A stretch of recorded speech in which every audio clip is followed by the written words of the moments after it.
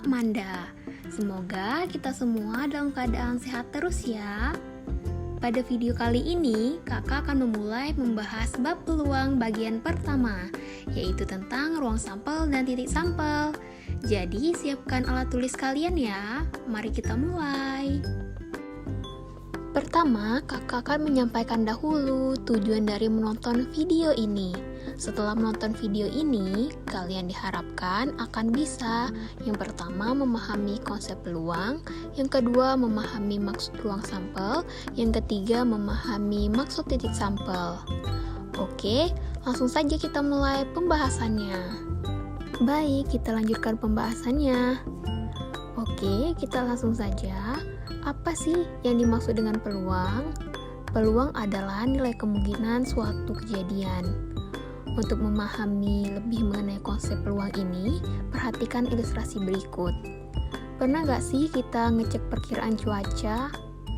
Kalau belum, coba deh. Caranya gampang banget. Cukup lihat smartphone aja. Contohnya kayak gini. Kita bisa mengklik widget untuk cuaca kayak gini. Kemudian akan muncul banyak informasi tentang cuaca, diantaranya suhu, tingkat kelembaban udara, dan yang paling sering orang lihat adalah kemungkinan turunnya hujan. Sekarang kita fokus ke hari ini, yaitu tanggal 5 Desember 2022 di Jambi. Misalnya kita ada rencana mau keluar rumah sekitar jam 9 malam, kita lihat di sini persentase kemungkinan hujannya adalah 40%. Itu artinya dari 40 hari yang kondisinya sama dengan hari ini, ada 40 hari yang terjadi hujan.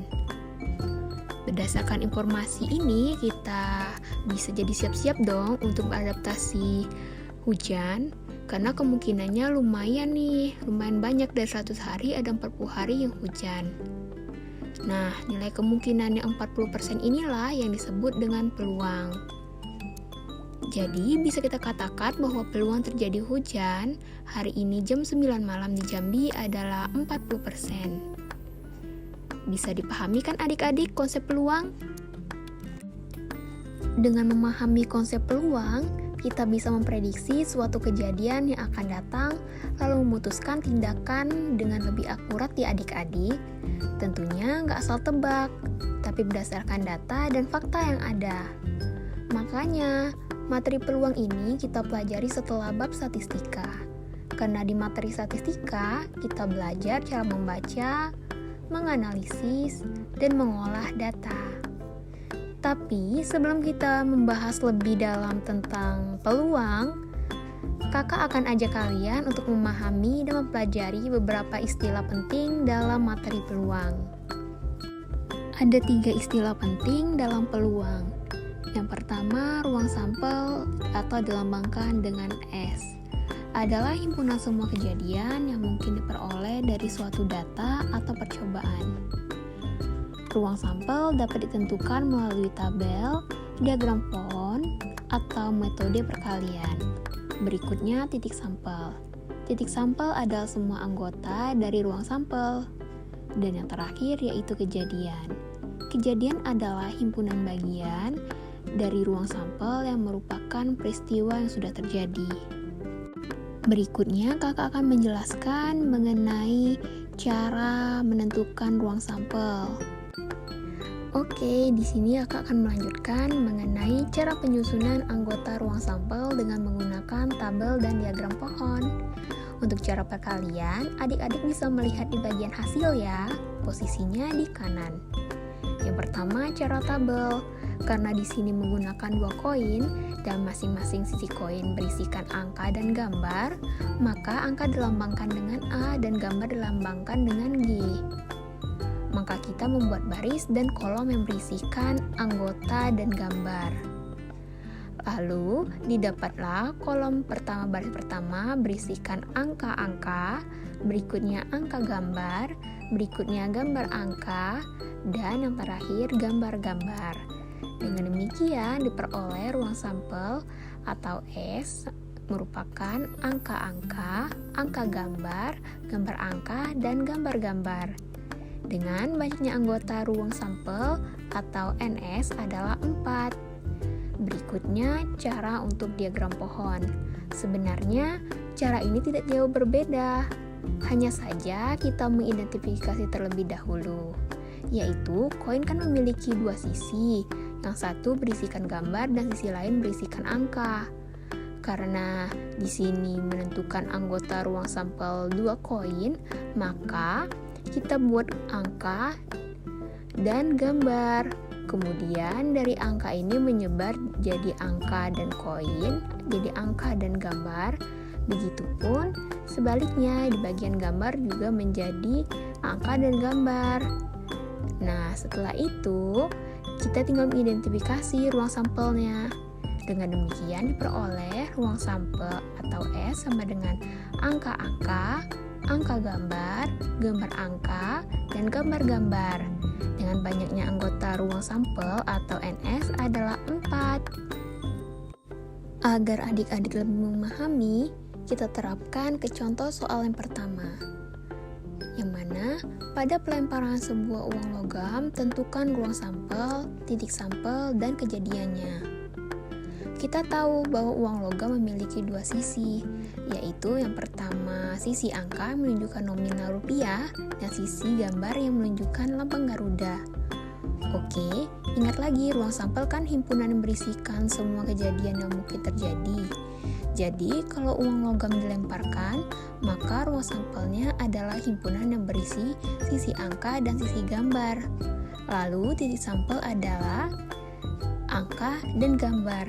Berarti kalau ditanya berapa banyak titik sampel, maka ada 2 ya adik-adik, disimbolkan dengan NS sama dengan 2. Kemudian, setelah uang logam ini dilempar, kejadiannya berarti yang satu sisi yaitu sisi angka dan satu lagi sisi gambar. Gitu ya, bisa dipahamin kan? Berikutnya contoh soal kedua. Pada pelemparan sebuah dadu, tentukanlah ruang sampel, titik sampel, dan kejadiannya. Nah, kita tahu bahwa dadu memiliki 6 sisi, yaitu mata dadu 1, 2, 3, 4, 5, dan 6. Jadi, kalau sebuah dadu dilempar, maka ruang sampelnya adalah himpunan yang berisikan mata dadu 1, 2, 3, 4, 5, dan 6. Lalu, titik sampelnya adalah mata dadu 1, 2, 3, 4, 5, dan 6. Berarti kalau ditanya banyak titik sampelnya ada 6 ya, disimbolkan dengan NS sama dengan 6. Kemudian setelah itu dilempar kejadiannya, berarti bisa jadi muncul mata dadu 1, 2, 3, dan seterusnya sampai 6. Gitu ya, bisa dipahami kan? Berikutnya, kakak akan melanjutkan pembahasan mengenai contoh soal ketiga. Tentukan ruang sampel pada pelemparan 2 buah uang logam secara bersamaan. Nah, ini agak berbeda sedikit ya adik-adik dengan soal yang pertama dan kedua. Nah, kalau soal pertama dan kedua, bendanya kan hanya 1. Nah, sekarang bendanya ada 2, yaitu 2 koin. Untuk menentukan ruang sampelnya, kita bisa gunakan metode tabel ataupun diagram pohon. Tapi di sini kakak menggunakan tabel.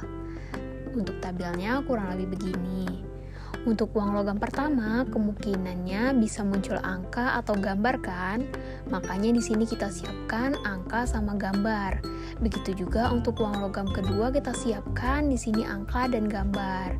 Berarti kemungkinannya adalah uang pertama muncul angka, uang kedua muncul angka, juga bisa uang kedua itu muncul angka, terus uang pertamanya muncul gambar.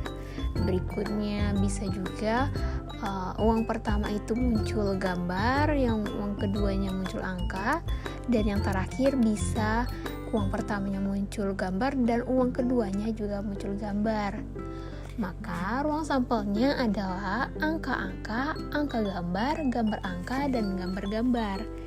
Kalau ditanya berapa banyak anggota ruang sampelnya, berarti kita tulis NS sama dengan 4. Yang mana kan anggotanya ada angka-angka, angka gambar, gambar angka, dan gambar-gambar. Oh iya, kalau di soal cuma ditanya berapa banyak titik sampelnya, kita cukup kalikan aja ya kemungkinan dari masing-masing benda. Nah, contoh uang pertama kan kemungkinannya ada 2. Kalau nggak angka ya gambar. Nah, uang kedua juga sama, kemungkinan juga 2. Jadi banyak titik sampelnya adalah 2 dikali 2 sama dengan 4. Beres kan, nggak perlu jabarkan lagi menggunakan tabel atau diagram pohon. Jadi nanti kalau ada 3 uang logam berarti banyak titik sampelnya. Uang pertama ada 2 kemungkinan dikalikan 2 kemungkinan dikalikan 2 kemungkinan lagi. Berarti ada 8. Gitu ya. Semoga bisa dipahami. Selanjutnya kita masuk ke contoh soal yang terakhir. Contoh soal keempat. 2 buah mata dadu dilemparkan secara bersamaan. Maka tentukan A banyak titik sampel dan B banyak kemungkinan mata dadu berjumlah 8. Oke, langsung kita jawab ya. Pertanyaan yang A, berapa banyak titik sampelnya? Pertama, kita pilihkan dahulu ya. Kalau dadu kan berarti ada 6 kemungkinan. Berarti titik sampelnya adalah 6. NS sama dengan dadu pertama adalah 6 kemungkinan dan dadu kedua yaitu juga 6 kemungkinan. Jadi hasilnya 6 dikali 6 sama dengan 36. Maka banyaknya titik sampel atau NS dari pelemparan 2 buah dadu secara bersamaan sama dengan 36. Gampang kan? Berikutnya pertanyaan kedua. Ada berapa banyak kemungkinan mata dadu berjumlah 8? Supaya lebih teliti, kita coba cek di tabelnya aja ya. Maka kita bisa mengkombinasikan jumlah dadunya. Berapa banyak kemungkinan mata dadu berjumlah 8? Ya kita tinggal cek aja berapa jumlahnya yang 8. Yang pertama kan ada 2 ditambah 6 hasilnya 8. Berikutnya ada 3 ditambah 5 hasilnya juga 8, 4 ditambah 4 hasilnya 8, 5 ditambah 3 hasilnya 8, 6 ditambah 2 hasilnya 8. Maka totalnya ada 5 kemungkinan mata dadu yang berjumlah 8. Gitu ya, mudah dipahami kan? Sekian pembahasan dari kakak mengenai pembahasan pertama ini. Sekarang giliran kalian ya, silakan coba mengerjakan kuis dan latihan soal setelah menonton video ini. Kunci jawabannya kamu letakkan di akhir latihan soal ya, supaya kalian bisa cek jawaban kalian benar atau enggak. Oke? Itulah video pembahasan tentang ruang sampel dan titik sampel untuk video ini. Selanjutnya Kamanda akan membahas bagian kedua, yaitu tentang peluang empirik. So stay tune ya, semoga video ini bisa bermanfaat. Terima kasih telah menonton. Bye!